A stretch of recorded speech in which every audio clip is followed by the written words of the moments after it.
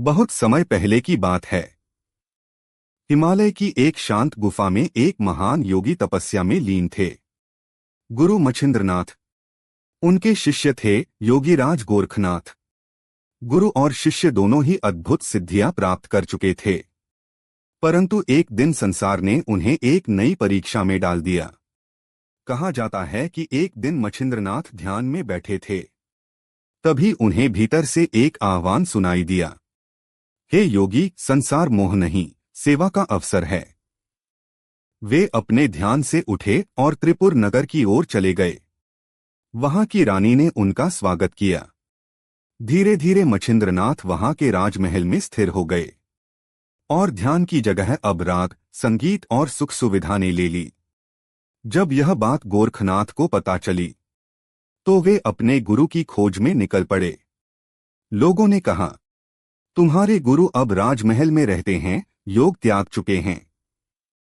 गोरखनाथ ने उत्तर दिया, गुरु कभी धर्म नहीं त्यागते, वे बस लीला में छिप जाते हैं। वे राजमहल पहुंचे। सामने गुरु मच्छिंद्रनाथ सिंहासन पर बैठे थे, रानी और सेवक उनके आसपास।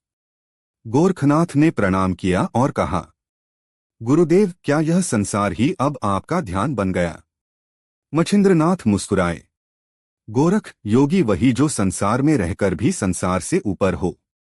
गोरखनाथ बोले, तो फिर शिष्य का कर्तव्य है कि गुरु को उनकी सच्ची पहचान याद दिलाएं। उन्होंने गुरु गीता का पाठ किया।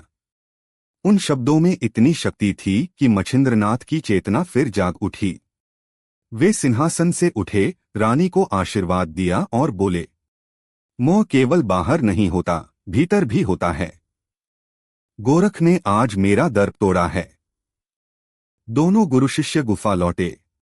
मच्छिंद्रनाथ बोले, सच्चा त्याग वस्त्रों का नहीं, मन के आसक्तियों का होता है।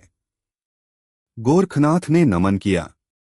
गुरुदेव, आपने आज मुझे संसार में रहते हुए भी निर्लिप्त रहने की कला सिखाई। मुझे कमेंट बॉक्स में बताएं कि यह कहानी कैसी लगी और चैनल को लाइक और सब्सक्राइब करें।